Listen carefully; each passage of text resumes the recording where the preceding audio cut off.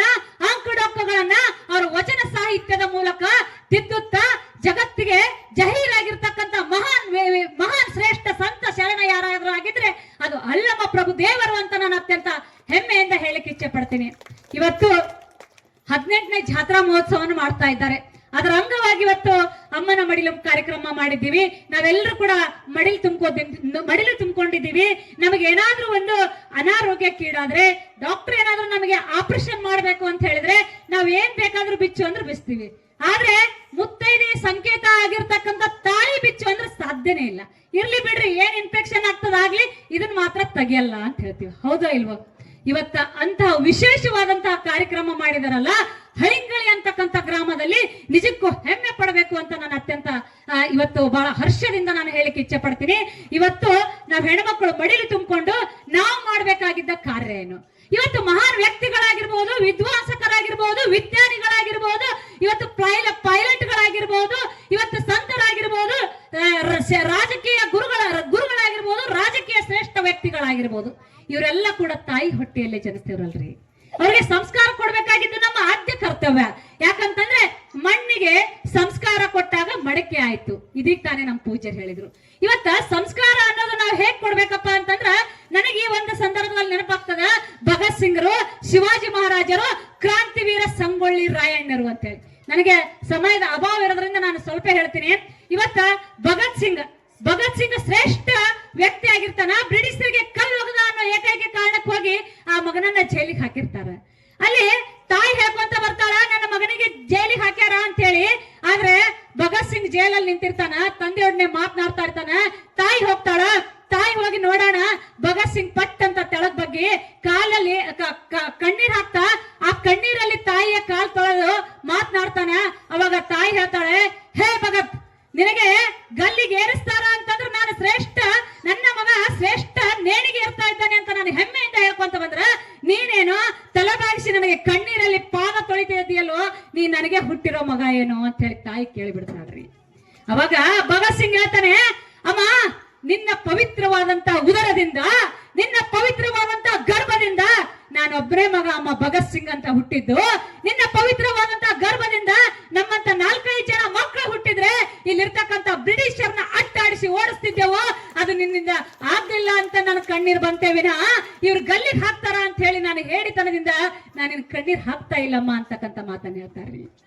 ಇವತ್ತು ಈ ಒಂದು ಸಂದರ್ಭದಲ್ಲಿ ಕ್ರಾಂತಿವೀರ ಸಂಗೊಳ್ಳಿ ರಾಯಣ್ಣರದು ಕೂಡ ಹೇಳಬೇಕು. ಇವತ್ತು ಕ್ರಾಂತಿವೀರ ಸಂಗೊಳ್ಳಿ ರಾಯಣ್ಣರು ಇತಿಹಾಸ ಶ್ರೇಷ್ಠ ಕ್ರಾಂತಿಯ ಕಿಚ್ಚು ಹೊಚ್ಚಿಸ್ತಕ್ಕಂಥ ವ್ಯಕ್ತಿ ಆಗ್ಬೇಕಾದ್ರೆ ಮೂಲ ಪ್ರೇರಣೆ ಯಾರು ಅಂತಂದ್ರೆ ಅವಳ ತಾಯಿ ಕೆಂಚವ್ವ ತಾಯಿ ಆದರ್ಶ, ಕಿತ್ತೂರು ರಾಣಿ ಚೆನ್ನಮ್ಮ ತಾಯಿ ಆದರ್ಶ ಅಂತ ನಾನು ಅತ್ಯಂತ ಹೆಮ್ಮೆಯಿಂದ ಹೇಳಿಕ್ಕೆ ಇಚ್ಛೆ ಪಡ್ತೀನಿ. 7 ವರ್ಷದ ಮಗಾರಿ ಕಂಚಿನ ಮೂರ್ತಿ ಇದ್ದಂಗಿರ್ತಾನೆ, ನಡೆದ್ರೆ ನೆಲ ಅದಿರ್ತಿರ್ತದ ಅಂತ ಮಗನನ್ನ ಯಾವುದೇ ಅಪಘಾತಕ್ಕೀಡಾದವಲ್ಲ, ಯಾವುದೇ ಆರೋಗ್ಯಕ್ಕೀಡಾದವಲ್ಲ ಅಂತ ವ್ಯಕ್ತಿಯನ್ನ ಗಲ್ಲಿಗೆ ಹಾಕ್ತಾರ ಅಂದ್ರೆ ಯಾವ ತಾಯಿ ಸಹಿಸ್ಕೊತಾಳ್ರಿ? ಇವತ್ತು ಬಹಳ ಜನ ತಾಯಂದಿರಿದ್ದೀರಿ, ಆದ್ರೆ 32 ವರ್ಷದ ಮಗನನ್ನ ಬ್ರಿಟಿಷರ ವಿರುದ್ಧ ತೊಡೆ ತಟ್ಟದ ಅಂತೇಳಿ ಗಲ್ಲಿಗೆ ಹಾಕ್ತಾರ ಅಂದ್ರೆ ಅವತ್ತಿನ ಆ ತಾಯಿ ಸಹಿಸ್ಕೊಂತಾಳ. ಇದೇ ರೀತಿ ಹಳಿಂಗಳಿ ಗ್ರಾಮದಲ್ಲಿ ಹೇಗಿವತ್ತು ಸಂಜೆ ಆದ್ರೂ ಕೂಡ ನೀವೆಲ್ಲರೂ ಕೂಡ ಜಾತ್ರಾ ಮಹೋತ್ಸವ ಮಾಡ್ತಾ ಇದ್ದೀರಲ್ಲ, ಅವತ್ತು ಕೂಡ ಸಂಜೆ ಆದ್ರೂ ಕೂಡ ಯಾವಾಗ ಕ್ರಾಂತಿವೀರ ಸಂಗೊಳ್ಳಿ ರಾಯಣ್ಣರಿಗೆ ಗಲ್ಲಿಗೆ ಹಾಕ್ತಾರ ಅಂದ್ರ ಎಲ್ಲ ತಾಯಂದಿರು ಹೋಗಿ ಮುತ್ಕೊಂಡಿರ್ತಾರ.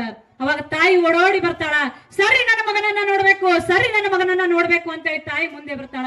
ಮಗನನ್ನ ಒಂದು ಕ್ಷಣ ತೆಳಗಿಂದ ಮೇಲೆ ನೋಡ್ತಾಳ್ರಿ. ಇನ್ನು 5 ನಿಮಿಷದಲ್ಲಿ ಸಾಯುವಂತ ಮಗ. ಆ ಮಗನಿಗೆ ಏನಂತ ಕೇಳ್ತಾಳ್ರಿ ತಾಯಿ? ಅವ ಕೊಟ್ಟಂತ ಪ್ರೇರಣೆ ಅಂತಂದ್ರ ತಾಯಿ ಮಗನನ್ನ ನೋಡಿ ಹೇಳ್ತಾಳ, ಕುತ್ತಿಗೆಗೆ ನೇಣಹಗ್ಗ ಬೀಳೋ ಹೊತ್ತನಾಗು, ಕುತ್ತಿಗೆಗೆ ನೇಣಹಗ್ಗ ಬೀಳೋ ಹೊತ್ತನಾಗು, ಎದೆ ನಡಗದಂಗ್ ನಿಂತಿರೋ ಈ ನಿನ್ನ ಗುಂಡಿಗೆ. ಎಂತ ಗುಂಡಿಗಿನೋ ಯಪ್ಪ, ಎಂತ ಗುಂಡಿಗಿನೋ, ನಿನ್ನಂತವನ್ ಕೈಲೇ ಒಂದಿಡಿ ಮಣ್ಣು ಹಾಕಿಸ್ಕೊಂಡು ನಿನ್ನ ಕೈಲೇ ಸಾಯ್ಬೇಕಂತಿದ್ನಲ್ಲೋ, ಇದು ಯಾವ ನ್ಯಾಯ? ಆದ್ರೆ ಈ ತಾಯಿನ ಹಿಂದಕ್ಕೆ ಬಿಟ್ಟು ನೀ ಮುಂದಕ್ಕೆ ಹೊಂಟೆಲ್ಲೋ, ಇದು ಯಾವ ನ್ಯಾಯ, ಇದು ಯಾವ ನ್ಯಾಯ ಅಂತ ಕಣ್ಣೀರಲ್ಲಿ ತಾಯಿ ಪ್ರೇರಣೆ ತುಂಬ್ತಾಳ್ರಿ. ಎಂತಹ ತಾಯಿ ಮನಸ್ಸಾದ್ರೂ ಕೂಡ ಕೂಗಿ ಬಿಡ್ತದ. ಆದ್ರೂ ಕೂಡ ಆ ತಾಯಿ ಮೊದಲು ಕೊಟ್ಟಿರುವಂತ ತಾಕತ್ತಿನ ಸ್ಪಿರಿಟಿನ ಮಾತು ಎಂತದಿತ್ತು ಅಂದ್ರ ಸಾಯಿ ಹೊತ್ನ್ಯಾಗು ಕುತ್ತಿಗೆಗೆ ನೇಣ್ ಹಗ್ಗ ಬೀಳೋ ಹೊತ್ತನಾಗು, ಎದೆ ನಡುವೆ ನಿಂತಿರೋ ಈ ನಿನ್ನ ಗುಂಡಿಗೆ. ಎಂತ ಗುಂಡಿಗಿನೋ ಯಪ್ಪ, ಎಂತ ಗುಂಡಿಗಿನೋ ಅಂತಕ್ಕಂತ ಉಮಾಶ್ರೀ ಅವ್ರ ಮಾತ್ರಿ. ಅವಾಗ ಉಮಾಶ್ರೀ ಅವ್ರು ನೆನೆಸ್ಕೊತಾ ಇರ್ತೀನಿ. ನಿಜಕ್ಕೂ ಅಂತಹ ಪ್ರೇರಣೆ ನಮ್ಮ ತಾಯಂದ್ರಿಗೆ ಕೊಟ್ಟಿದ್ದಾಗಿದೆ. ಇವತ್ತಿಷ್ಟೆಲ್ಲ ದೊಡ್ಡ ಪ್ರಮಾಣದಲ್ಲಿ ಕಾರ್ಯಕ್ರಮ ಮಾಡ್ತಾ ಇದ್ದಾರೆ ಅಂದ್ರೆ ಇದಕ್ಕೆ ತಾನೇ ನಮ್ಮ DYSP ಅಣ್ಣವ್ರು ಹೇಳಿದ್ರು, ಇವತ್ತು ಬಹಳಷ್ಟು ನಾವು ದೂರದರ್ಶನ, ಮೊಬೈಲು, ಟ್ವಿಟ್ಟರು, ಇನ್ಸ್ಟಾ ಅಂತ ಹೇಳಿ ನಮ್ಮ ಅತ್ಯಮೂಲ್ಯವಾದಂತ ಸಮಯವನ್ನು ಹಾಳು ಮಾಡ್ಕೋತಾ ಇದ್ದೀವಿ. ಅದಕ್ಕೆ ಕವಿ ಒಂದ್ಸಲ ಹೇಳ್ತಾನೆ, ಹೊಟ್ಟೆ ಕುಚ್ಚಿಂದ ಹೇಳ್ತಾನೆ, 3 ಸಾಗರ 100 ಮಂದಿರ ದೈವ ಸಾಸಿರವಿದ್ದೊಡೆ, ಗಂಗೆ ಇದ್ದೊಡೆ, ಸಿಂಧು ಇದ್ದೊಡೆ, ಗಿರಿ ಹಿಮಾಲಯವಿದ್ದೊಡೆ, ವೇದವಿದ್ದೊಡೆ, ಶಾಸ್ತ್ರವಿದ್ದೊಡೆ, ಘನ ಪರಂಪರೆಯಿದ್ದೊಡೆ, ಏನು ಸಾರ್ಥಕ ಮನೆ ಮಕ್ಕಳೇ ಮಲಗಿ ನಿದ್ರಿಸುತ್ತಿದ್ದಾರೆ. ವೇದ ಐತಿ, ಘನ ಪರಂಪರೆ ಐತಿ. ಇವತ್ತು ಮಹಾವೀರ್ ಗುರುಗಳು ಇಲ್ಲಿ ಕರೆದು ನಿಮಗೆ ಮಡಿಲು ತುಂಬುವ ಕಾರ್ಯಕ್ರಮ ಮಾಡ್ತಾ ಇದ್ದಾರೆ ಅಂದ್ರೆ ಎಲ್ಲೋ ಒಂದ್ ಕಡೆ ಮಕ್ಕಳು ಮನೆ ಮಕ್ಕಳು ಮಲಗಿ ನಿದ್ರಿಸುತ್ತಿದ್ದಾರೆ, ಏನು ಸಾರ್ಥಕ ಅಂತ ಹೇಳಿ ಕವಿ ಒಂದ್ ಕಡೆ ಹೇಳ್ತಾನೆ. ಆದ್ರೂ ಹೆಮ್ಮೆ ಪಡ್ಬೇಕ್ರಿ. ಇವತ್ತು ಹಳಿಂಗಳಿ ಅಂತಕ್ಕಂಥ ಗ್ರಾಮದಲ್ಲಿ ಇವತ್ತೆಲ್ಲ ತಾಯಂದಿರು ಇವತ್ತು ಸೀರಿಯಲ್ ಅನ್ನ ಸೈಡ್ಗಿಟ್ಟು ನಮ್ಮ ಗುರುಗಳ ಕಾರ್ಯಕ್ರಮ ಮಾಡ್ತಾ ಇದ್ದಾರೆ ಅಂದ್ರೆ ಇಷ್ಟೊಂದು ಸಹಸ್ರ ಸಂಖ್ಯೆಯಲ್ಲಿ ಇವತ್ತು ತಾಯಂದಿರಿ ಬಂದು ಈ ಕಾರ್ಯಕ್ರಮಕ್ಕೆ ಭೂಷಣರಾಗಿದ್ದೀರಿ ಅಂದ್ರೆ ನಿಮ್ಮೆಲ್ಲರಿಗೂ ಕೂಡ ಮತ್ತೊಮ್ಮೆ ನಾನು ಭಕ್ತಿಪೂರ್ವಕವಾದಂತ ಧನ್ಯವಾದಗಳು ಹೇಳುತ್ತಾ, ಕೊನೆಯದಾಗಿ ಹೊನ್ನು ಮಾಯೆ ಎಂಬುವರು ಹೊನ್ನು ಮಾಯೆ ಅಲ್ಲ, ಹೆಣ್ಣು ಮಾಯೆ ಎಂಬುವರು ಹೆಣ್ಣು ಮಾಯೆ ಅಲ್ಲ, ಮನದ ಮುಂದಿನ ಮಾಯಕ ಗುಹೇಶ್ವರ ಎಂಬ ನಾಣ್ಣುಡಿಯಂತೆ ಯಾವುದೇ ರಾಮಾಯಣ ಆದ್ರೂ ಕೂಡ ಹೆಣ್ಣೆ ಕಾರಣ ಅಂತ ಹೇಳ್ಕೊಂತ ಬಂದ್ರು, ಯಾವುದೇ ಮಹಾಭಾರತ ಆದ್ರೂ ಕೂಡ ಹೆಣ್ಣೆ ಕಾರಣ ಅಂತ ಹೇಳ್ಕೊಂತ ಬಂದ್ರು.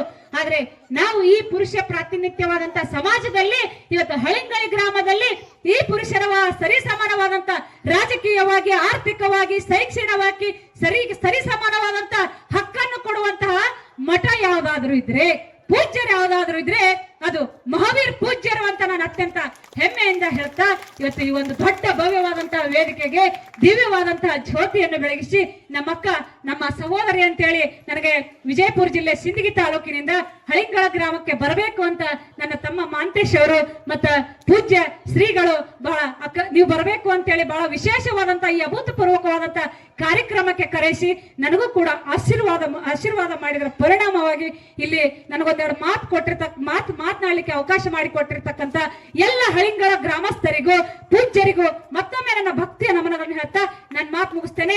ಜೈ ಹಿಂದ್, ಜೈ ಭಾರತ್ ಮಾತೆ.